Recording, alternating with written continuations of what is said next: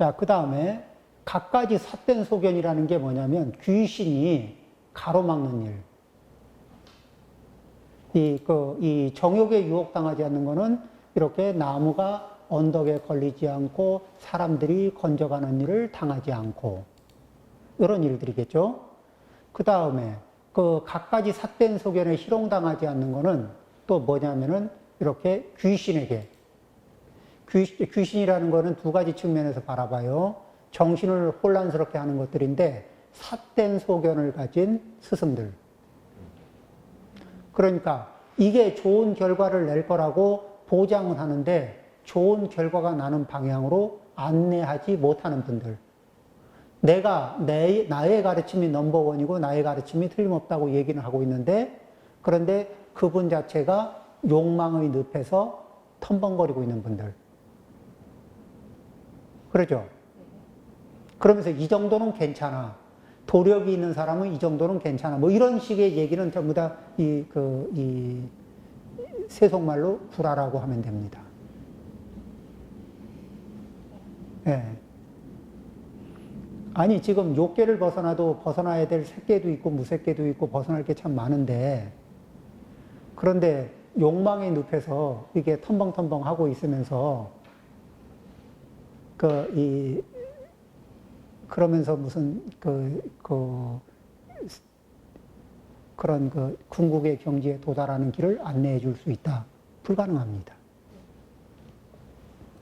그 다음에 소용돌이가 머물게 하는 상황에 걸리지 않으면 왜 이렇게 소용돌이라는 거는 이제 삼계에서 거의 빠져나갈 때 빠져나가면 못 빠져나가고 그 안에 걸려 있는 사람들이 누구하고 비슷하냐면은 알라라 깔라마 우따까라마프타 이런 분들 이게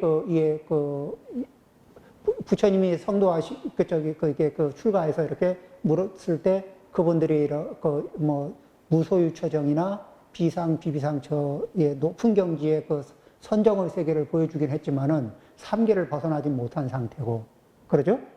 그 3계의 벽은 이렇게 근처까지는 갔지만은 결국은 이게 소용돌이 안에 갇혀서 그렇게 있다가 돌아가시는 거예요.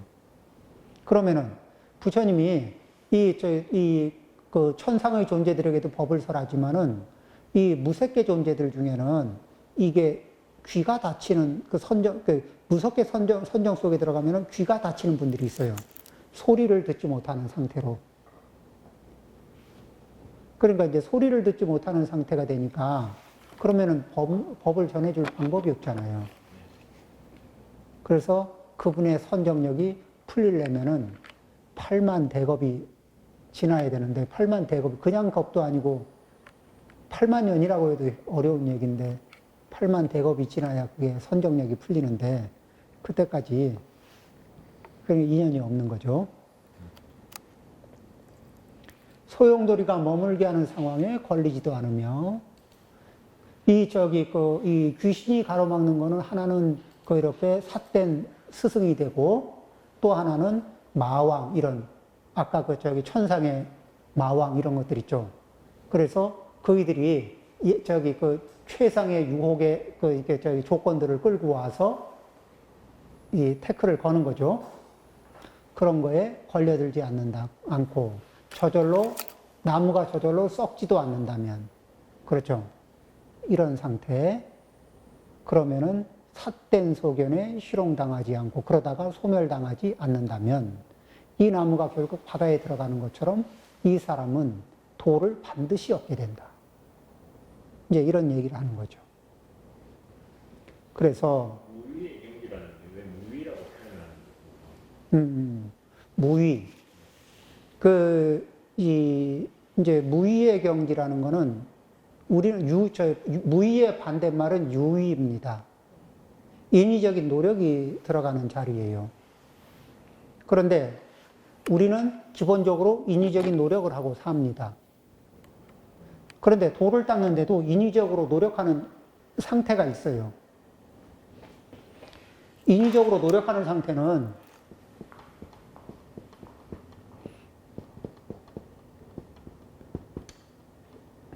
자, 이제 무심의 상태가 저기 무의의 상태라고 한다면은 여기에 이 번뇌, 뭐 탐심이 없는 마음, 진심이 없는 마음, 교만심이 없는 마음. 그렇죠. 어리석음이 없는 마음. 그러면은, 자, 탐심이 있으면은 내가 어떤 에너지를 이렇게 이게 선한 에너지를 일으키려고 하는데 이게 간섭이 발생됩니까? 안 됩니까? 화나는 에너지, 미워하는 에너지, 싫어하는 에너지, 이런 것들이 있으면은 간섭이 발생이 돼요? 안 돼요? 그렇죠. 그러면 그거를 지우려고 하면은, 그런 간섭하는 걸 지우려고 하면 인위적인 노력이 있습니까? 없습니까? 그러니까 수행의 단계에서도 그런 뿌리들이 남아있고, 작용이 남아있고, 뿌리가 남아있으면 인위적인 노력을 해야 되잖아요. 그래서 유의의 수행법을 하죠. 그러다가 이 뿌리를 돼지꼬리처럼 완전히 쏙 빼버리면은, 그러면은 유의의 상태가 이제는 요게 빠져나가면 더 이상 할 게 있어요, 없어요? 그렇죠. 그 번뇌를 빼기 위한 어떤 더 이상의 노력도 없어요. 그런데 그렇게 더 이상 간섭하는 에너지가 없다는 얘기는, 무심의 상태는 아무 마음이 없는 상태일까? 아니면 아주 풀 에너지의 상태가 되나? 그렇죠. 저항력이 제로인 풀 에너지 상태죠. 우리는 마음 갈래가 몇 갈래? 번뇌의 갈래 수만큼 10갈래, 20갈래, 30갈래로 나눠서, 안 그래도 힘이 약한 마음에 마음 갈래를 10갈래, 20갈래로 나눠서 쓰고 있잖아요. 그러면서 그 다음에 번뇌가 들어오면은 에너지 소모가 빠를까, 늦을까? 왜 연비 안 좋은 자동차가 뿜뿜뿜뿜 까만 거 내뿜으면서 에너지를 막 소모하듯이, 번뇌가 끼어들어오면은 그 번뇌의 힘에 의해서 에너지 소모는 굉장히 극심하게 빨라져요. 화를 많이 내고 나면 피곤하든가 안 하든가요?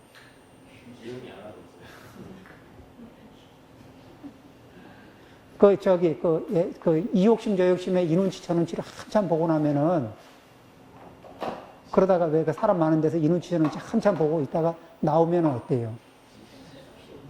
네. 이렇게 그런 번뇌의 소모가 없는 상태, 번뇌가 더 이상 간섭함이 없는 상태. 그래서 이 무의의 상태는 어떻게 되냐면은, 무의의 상태에 들어가는 거는 다른 잔잔한 번뇌는 다 놔두고 중심축이 되는 탐심, 진심, 치심, 만심, 요것의 뿌리가 싹 빠져버린 자리를 뭐라 그러냐면은, 그 뿌리가 싹 빠지면은 3계를 벗어난다 그래요. 그 상태가. 그러면은 3계를 벗어난 상태를 무의의, 무의의 세계라고 하거든. 개외무의.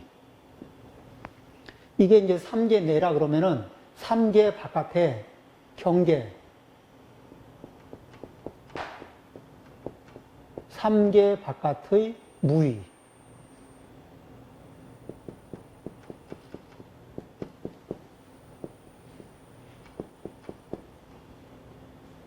이렇게 얘기를 합니다.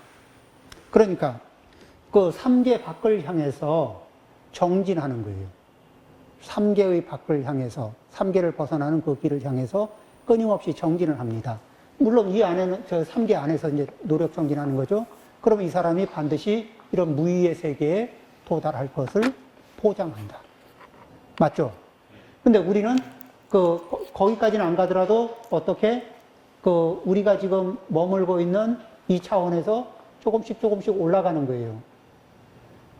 인간 차원, 축생 차원보다는 인간 차원에서 태어나서 하는 게 낫고, 그 다음에 인간보다는 천상의 존재로 이게 그래도 도솔천에 태어나서 미륵보살님도 친견하고 이러면 좋잖아.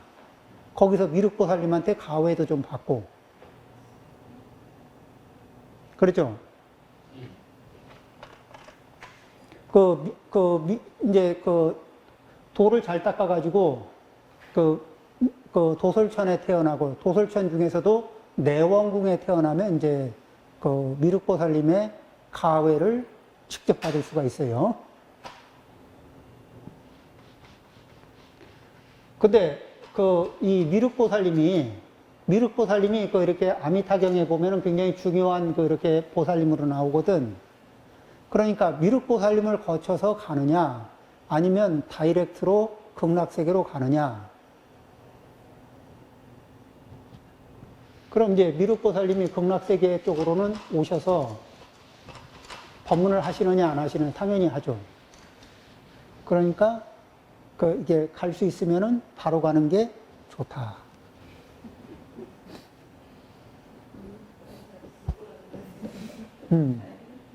이 가는 방법이 아미타경에 보면은 이제 이 무량수경에도 보면은 이 48원 중에서 그런 얘기가 있어요.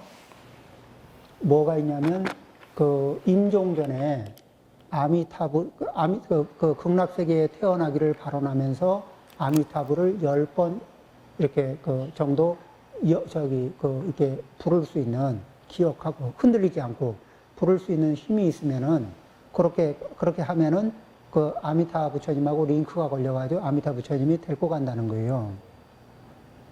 그런데 우리 중환자실에 많이 가봤잖아요.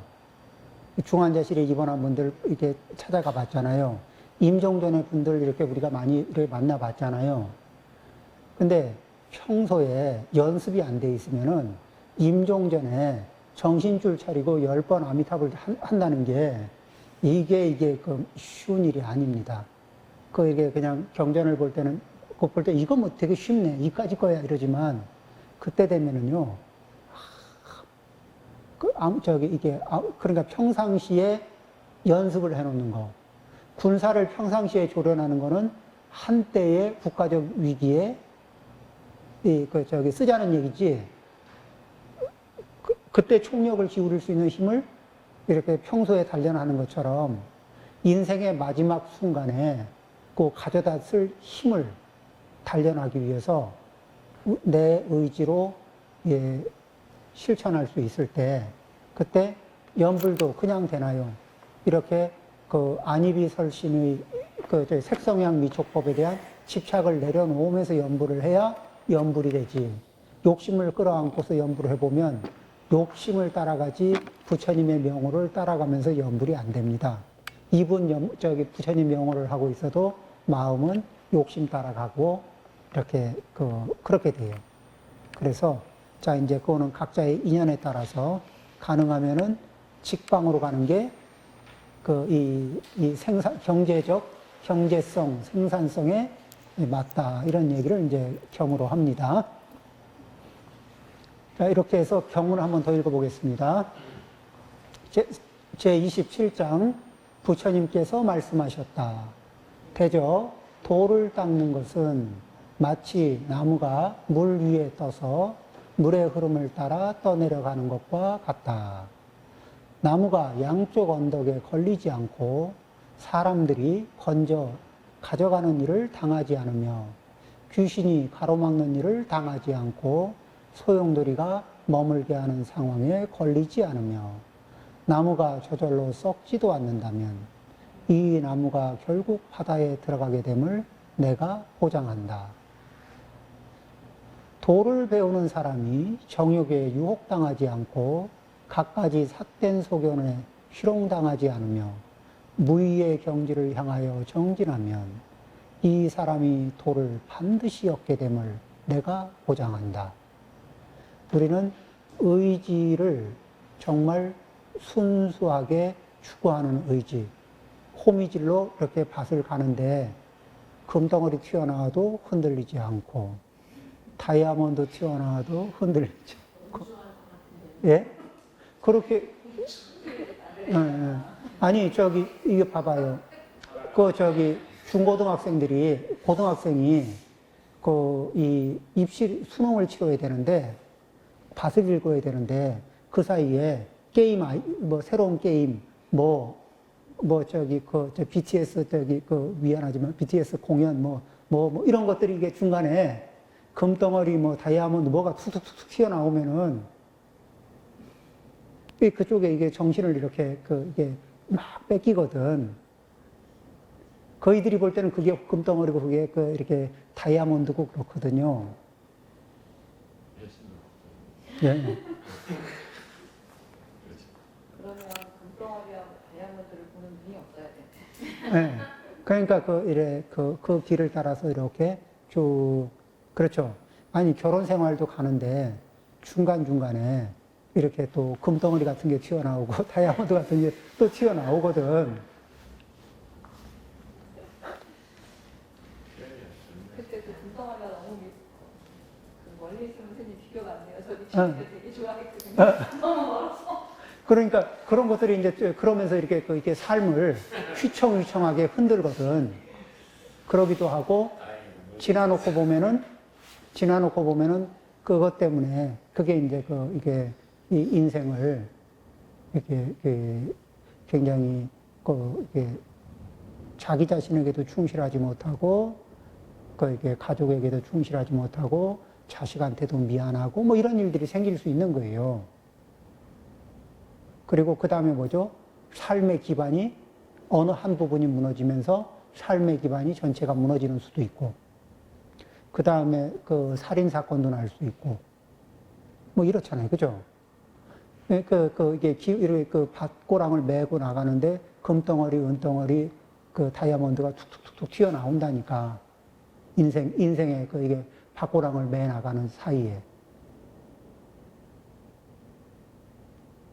그럴 때, 이 쿨하게.